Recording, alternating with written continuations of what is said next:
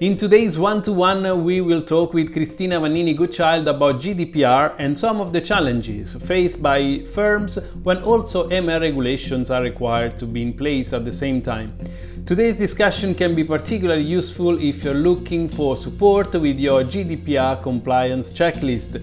Cristina is the owner of CVG Solutions, an award-winning GDPR consulting business. So without further ado, let's start this week's conversation with Cristina Vannini Goodchild.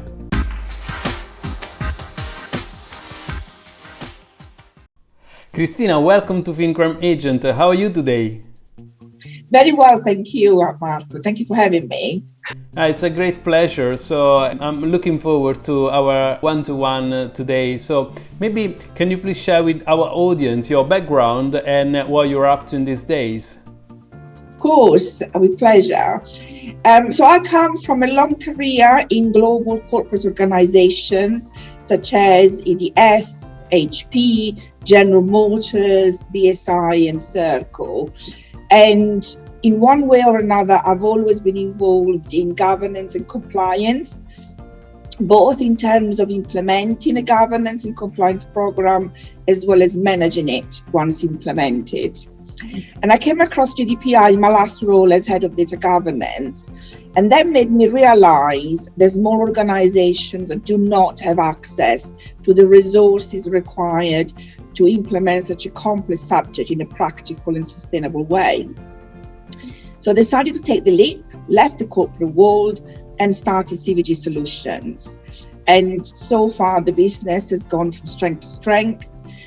We have won the Best GDPR Consulting Business Award last year, and we have invested heavily in expanding our knowledge with additional recognized qualifications. We're currently recruiting to expand the team. So if you know anyone who's interested in an apprenticeship as a data officer coordinator, please put them my way. Oh, absolutely. And I'm sure maybe someone from the audience will be interested to find out more about your business. So we will talk about later how they can get in touch with you directly.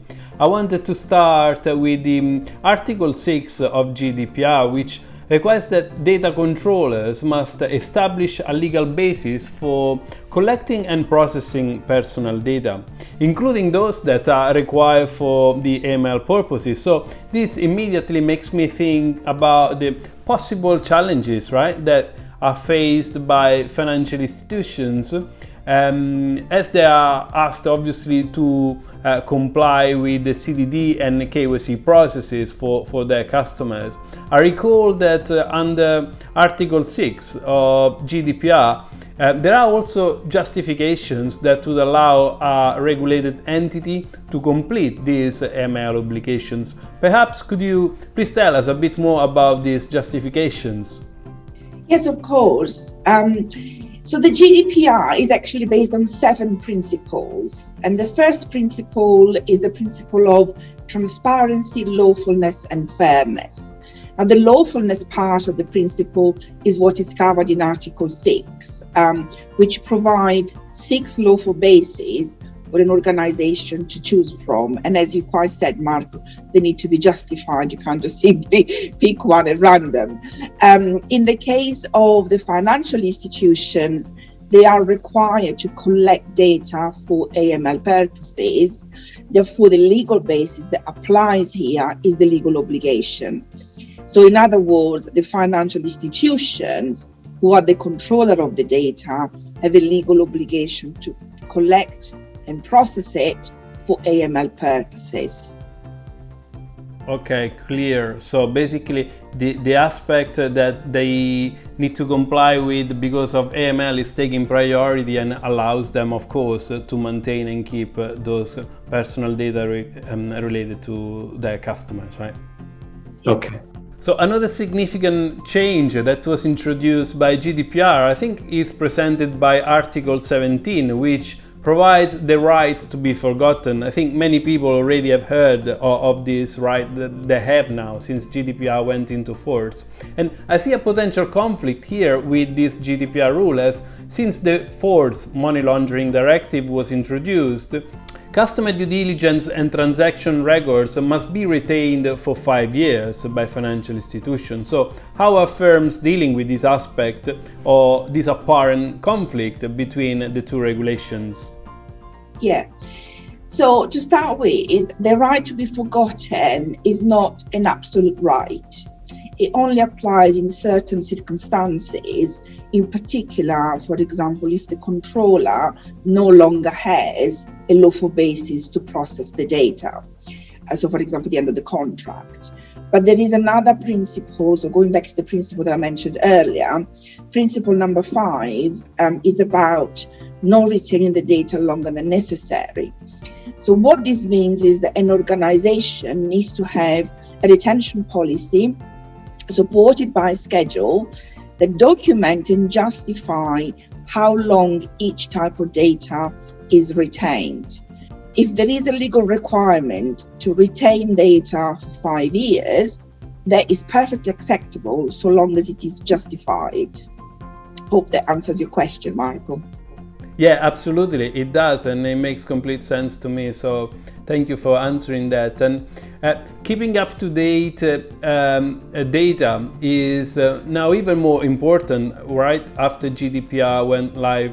This is usually not a space where firms have been particularly good at. Now, the aspect of reliable and up-to-date data is required by both the AML regulation in terms of their obligations and GDPR requirements too.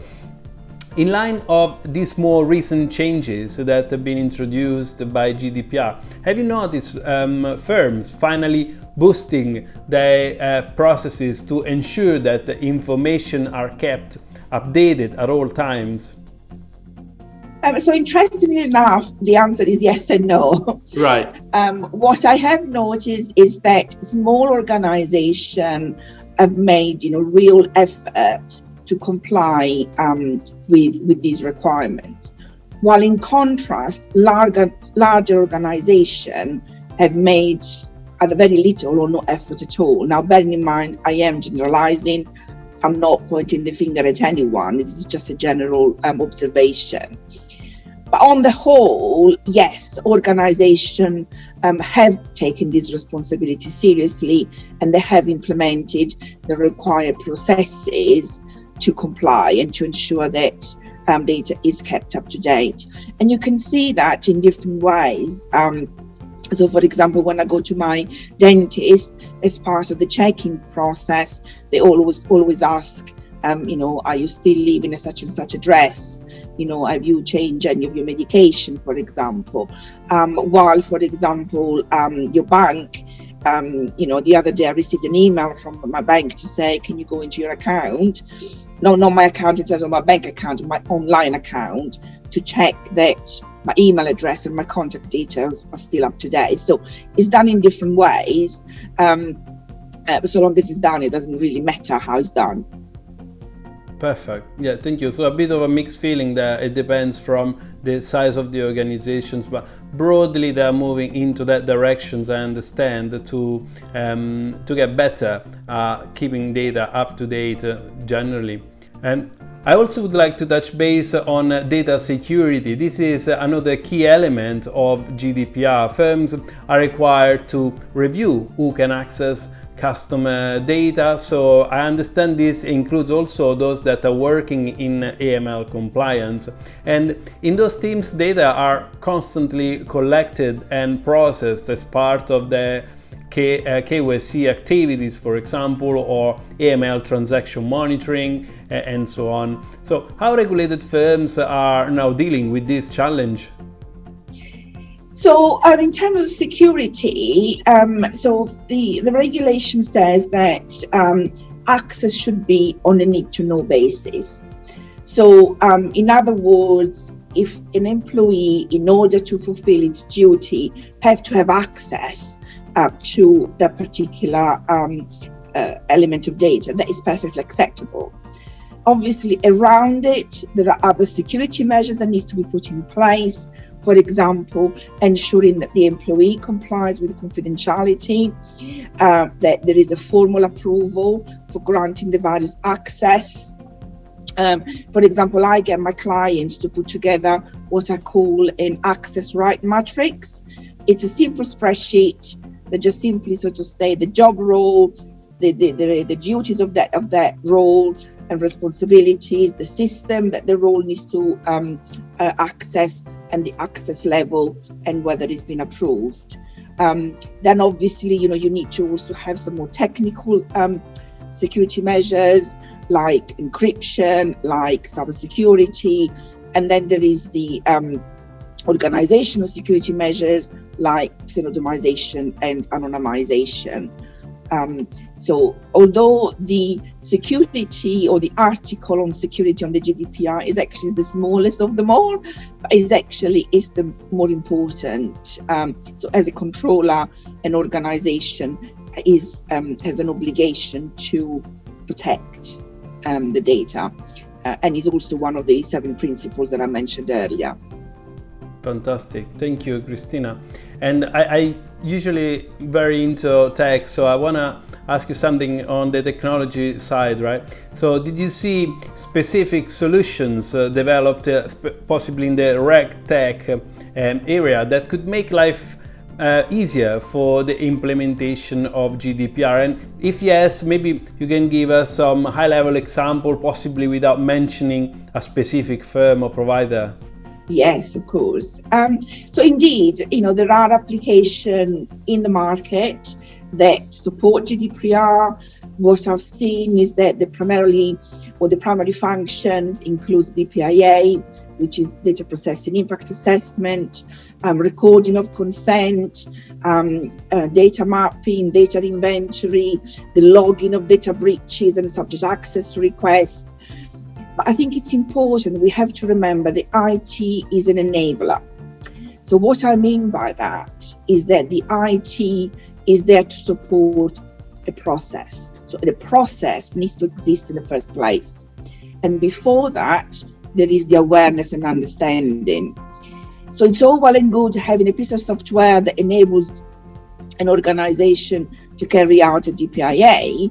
However, if the organization doesn't understand the purpose of the DPIA, when it should be carried out, why, who should be involved, etc., then the tool is pointless. It serves no purpose. In my opinion, an organization doesn't have to invest costly in software to be compliant. I tend to use, the usual Word and PowerPoint and spreadsheet, etc. Obviously, the larger the organization, I understand the reason for having a much more robust, IT element, which is great. All I'm saying is make sure that you have the awareness and understanding first, design the processes, and then get the IT to support those processes. That is the correct logical flow.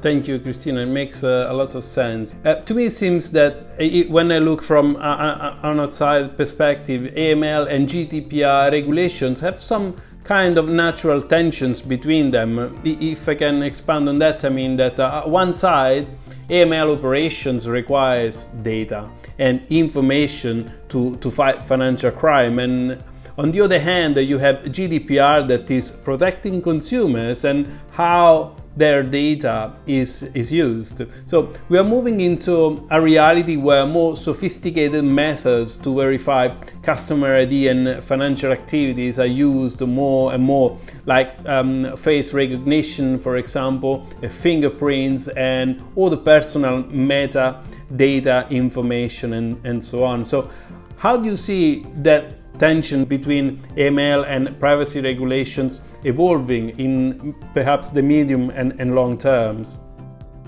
So I agree with you. There is tension between AML and GDPR, and personally, I would like to see closer collaboration between the two. And as you quite say, GDPR is focused on protecting the data because it is there to protect the fundamental human right to privacy, while AML is focused on catching the criminals in the first instance. So it would seem that the two objectives are polar apart. But actually, when you look closely, again, at Article 32 of the GDPR, it's primarily on security to prevent things like identity theft. So there is the element of underlying similarity. Now, GDPR is not stopping AI, like in the fingerprinting, the facial recognition, etc. And it is an area that is growing quite exponentially. And I know that the ICO has done some project work on that. Now, admittedly, I'm not an expert on AI, so I wouldn't feel qualified in expanding on this any more than I have. What I'm simply trying to say is that we should not see GDPR as a roadblock, but rather as an opportunity for thinking outside the box and to collaborate rather than working in silo. So I think, the financial services, AML and GDPR should join forces and achieve the aim of one without disrupting the aim of the other, if that makes sense. Yeah, thank you, Cristina. It does, absolutely. And in 2018, I recall that when GDPR actually entered into force, many changes were required to ensure the compliance with the new regulations. And a few years have now passed since, and I'm wondering if now the concept of being in compliance with GDPR is already incorporated into the planning of new firms from the very beginning, or if something that they still struggled. Yes, so you're right, Marco. In terms of at the very beginning, when the regulation came out, there was a lot of resistance, in particularly in the small and medium enterprise, not understanding that it applied to them. But recently, I've seen evidence that organizations are coming to the realization that GDPR is not going away, is here to stay, and therefore they've accepted it. And they're trying to embrace it, and they're becoming interested on how it applies to them, understanding the regulation, and how to put it in place. There is also a top-down effect where big organizations are actually now expecting and demanding their suppliers, which tend to be smaller organizations, to have GDPR in place. So it's certainly gaining momentum. It is a slow burner though, so it will take a few years yet until it becomes part of every organization's DNA. So we have a little bit still more work to do, which is good. Yeah, it was a big adaptation process, so I understand even after 2018, and we are now 4 years later after that there will be more work to do in order to have everybody starting from a good starting point. So I really enjoyed our discussion. We got to the end of our one-on-one today. So lastly, I want to ask if people want to get in touch with you to find out more about the work that you do for GDPR compliance. How can they contact you? Yeah, so I can be contacted by email, info@cdgsolutions.co.uk, or via my website, which again is cdgsolutions.co.uk, or you can call me on 01775 660 506.